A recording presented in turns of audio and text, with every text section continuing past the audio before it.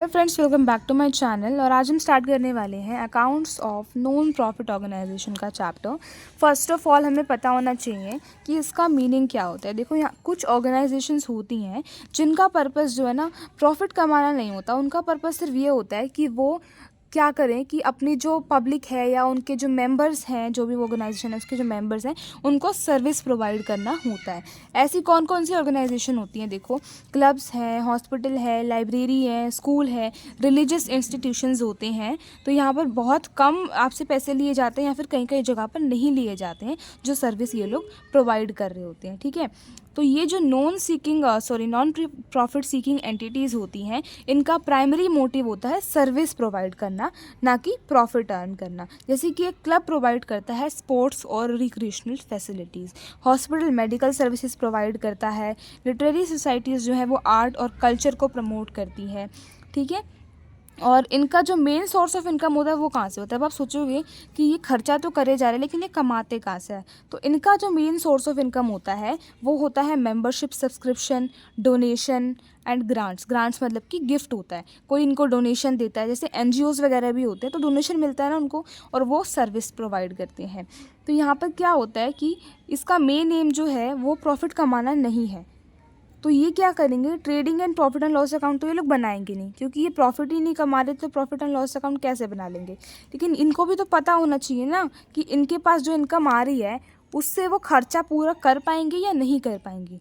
मतलब कि इनके पास इतना पैसा है कि वो खर्चा कर सकते हैं या फिर नहीं है। तो इसको पता लगाने के लिए वो एक अकाउंट बनाते हैं, इनकम एंड एक्सपेंडिचर अकाउंट। ठीक है, जो कि प्रॉफिट एंड लॉस के सिमिलर ही होता है, उसी तरह से ही बनता है, लेकिन ये इनकम एंड एक्सपेंडिचर अकाउंट होता है। बैलेंस शीट भी बनाई जाती है जिससे कि हम फाइनेंशियल पोजीशन पता लगा सकें हमारी ऑर्गेनाइजेशन की at the end of the accounting year, कि हम कहाँ पर स्टैंड कर रहे हैं, हमारे एसेट्स कितने हैं, हमारे पास लाइबिलिटीज़ कितनी हैं। इसके लिए final accounts of non profit organisation, तो इसमें हमारे पास 3 स्टेटमेंट्स हमें बनानी होती हैं: receipt and payment account, income and expenditure account and balance sheet. अब रिसिप्ट एंड पेमेंट अकाउंट क्या होता है? देखो, receipt and payment account generally अगर हम बोले कि कैश बुक की समरी होती है, क्योंकि इसमें सारी कैश आइटम्स जो कैश रिलेटेड आइटम्स होती हैं वही रिकॉर्ड करी जाती हैं। जैसे कि कैश हमारे पास आया या कैश गया, जिस भी वजह से गया, कैश की जो भी आइटम्स है वो सारी इसके अंदर रिकॉर्ड होंगी। नॉन कैश आइटम्स यहाँ पर रिकॉर्ड नहीं करी जाती है। जैसे कि एक कैश बुक है, उसमें हमारे पास इंटरेस्ट आता है, कमीशन आता है, या फिर हम कोई गुड्स सोल्ड करते हैं तो हमारे पास कैश रिसीव होती है। कैश बुक में हम उसको लिखते हैं, क्रोनोलॉजिकल ऑर्डर में हम उसको लिखते हैं कैश बुक के अंदर। लेकिन जब हम रिसिप्ट एंड पेमेंट अकाउंट बनाते हैं तो उनका एडिशन होता है, इन समरी फॉर्म हम उसको लिखते हैं। ठीक है, जैसे कि हमारे क्लब है, एक क्लब ने उसके मेंबर से सब्सक्रिप्शन रिसीव किया है, वो अलग अलग डेट पर उसने वो पूरे साल में धीरे धीरे सबने पे किया होगा। तो हम जब रिसिप्ट एंड पेमेंट अकाउंट बनाएंगे ना तो उसको समराइज्ड फॉर्म में लिखते हैं, यही यहाँ पर लिखा हुआ है। ठीक है, समराइज्ड फॉर्म में उसको हम लिखते हैं। अब है features of receipt and payment account. Receipt and payment account के फीचर्स क्या होते हैं? फर्स्ट थिंग इज़ कि नेचर ऑफ अकाउंट। इसका नेचर क्या होता है? रियल अकाउंट होता है ये। रियल अकाउंट का रूल क्या होता है? Debit what comes in and credit what goes out. तो इसको बनाते वक्त हमें इसी रूल का ध्यान रखना होता है। उसके बाद इसका ओपनिंग बैलेंस क्या होता है? Cash in hand and cash at bank opening balance होता है। ये किसके, रिसिप्ट एंड पेमेंट अकाउंट जब हम बनाते हैं तो उसका जो ओपनिंग बैलेंस हम लिखते हैं वो कैश का ओपनिंग बैलेंस होता है, cash in hand and cash at bank. देखो, कैश इन हैंड तो हमेशा ही डेबिट बैलेंस में रहती है, इसलिए वो डेबिट साइड पे लिखी जाती है। लेकिन कैश एट बैंक जो है वो क्रेडिट साइड में भी आ सकती है अगर वो एक ओवरड्राफ्ट है तो। इसी तरह से nature of items recorded on the debit side. अब डेबिट साइड पे जो हम आइटम्स लिख रहे हैं उसका क्या नेचर होगा? जितनी भी कैश रिसिप्ट हैं वो डेबिट साइड पर लिखी जाएंगी, फिर चाहे वो कैपिटल नेचर की हो चाहे वो रेवेन्यू नेचर की हो, वो आपकी डेबिट साइड पर नोट करी जाएगी। और अगर वो प्रीवियस ईयर की है, करंट ईयर की है या फिर नेक्स्ट ईयर की है, लेकिन वो सारी ही इसमें डेबिट साइड पर रिकॉर्ड करी जाएंगी अगर वो कैश रिसिप्ट हैं तो। इसी तरह से nature of items recorded on the credit side. जितनी भी कैश पेमेंट्स हैं वो क्रेडिट साइड पर लिखी जाएंगी, फिर चाहे वो कैपिटल नेचर की हों चाहे वो रेवेन्यू नेचर की हों, चाहे वो करंट ईयर की हों, प्रीवियस ईयर की हों या नेक्स्ट ईयर की हों, सारी ही हमारी क्रेडिट साइड पर लिखी जाएंगी। Closing balance of this account shows closing balance of cash in hand and cash at bank. इसका जो क्लोजिंग बैलेंस होता है वो कैश और बैंक का क्लोजिंग बैलेंस होता है। Non cash items are not recorded in this account. इस अकाउंट में सिर्फ वो आइटम्स लिखी जाती हैं जो कैश रिलेटेड होती हैं। नॉन कैश आइटम्स इस अकाउंट में नहीं लिखी जाती हैं। अब लास्ट है पर्पस क्या होता है इसका। देखो ये हमें ये तो नहीं बताता कि हमारे पास सरप्लस है या डेफिसिट है, मतलब हमारा एक्सपेंडिचर इनकम से ज़्यादा है या हमारी इनकम एक्सपेंडिचर से ज़्यादा है, लेकिन इसकी हेल्प से हम इनकम एंड एक्सपेंडिचर अकाउंट बनाते हैं जिससे हमें ये पता चलता है कि हम सरप्लस में हैं या फिर हम डेफिसिट में हैं। Next, difference between receipt and payment account and cash book. देखो हमने ये बोल दिया कि कैश बुक जो है वो जो हमारा रिसिप्ट एंड पेमेंट अकाउंट है वो कैश बुक की समरी है, हमने ये तो बोल दिया, लेकिन इसमें कुछ डिफरेंस तो होगा ना। तो फर्स्ट की बेसिस, किस बेसिस पर इसको बनाया जाता है। रिसिप्ट एंड पेमेंट अकाउंट जो है हमारा वो कैश बुक के बेसिस पर बनता है।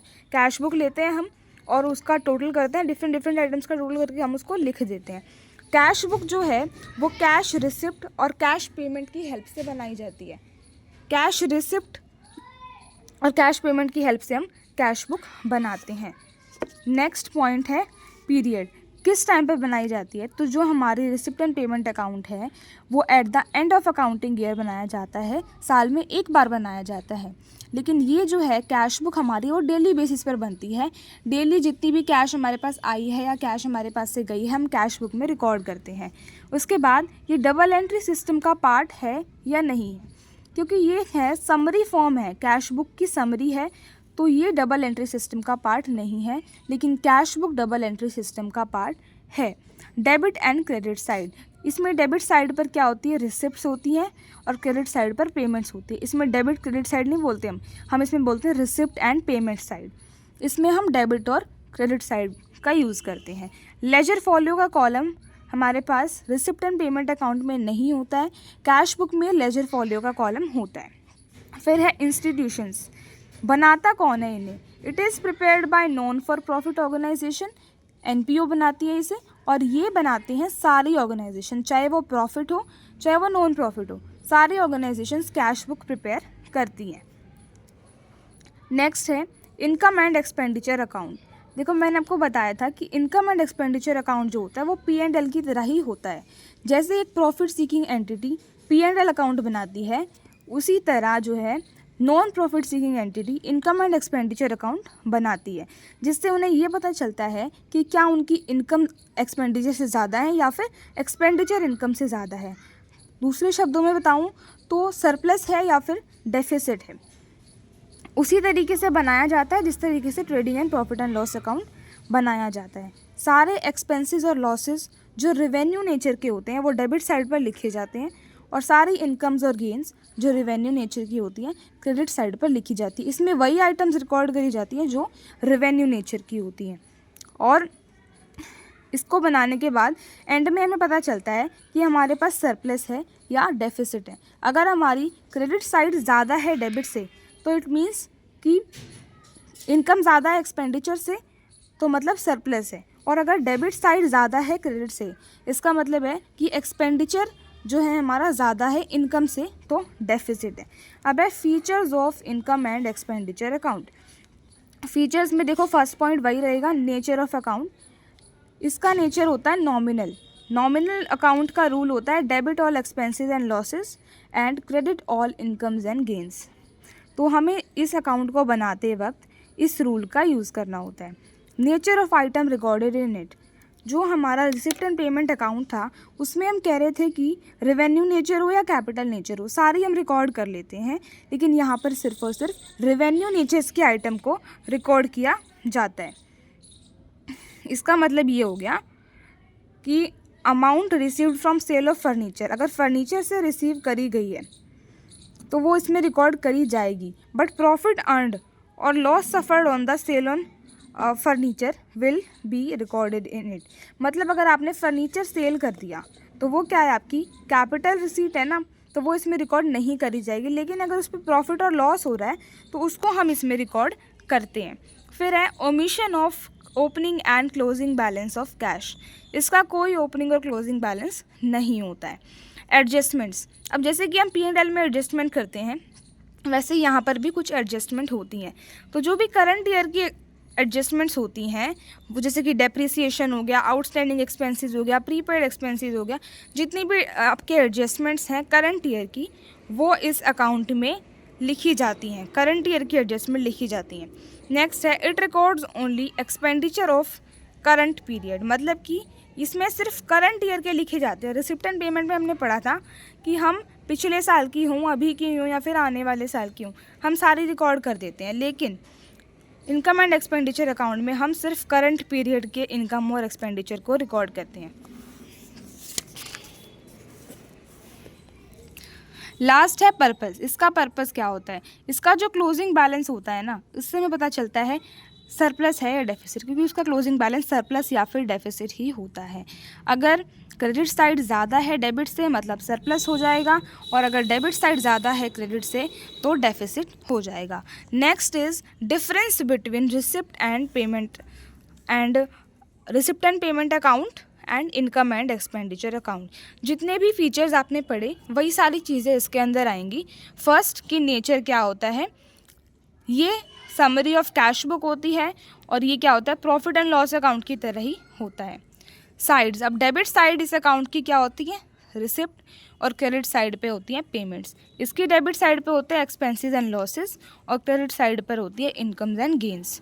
कौन सा टाइप का अकाउंट है, रियल अकाउंट है, नॉमिनल अकाउंट है।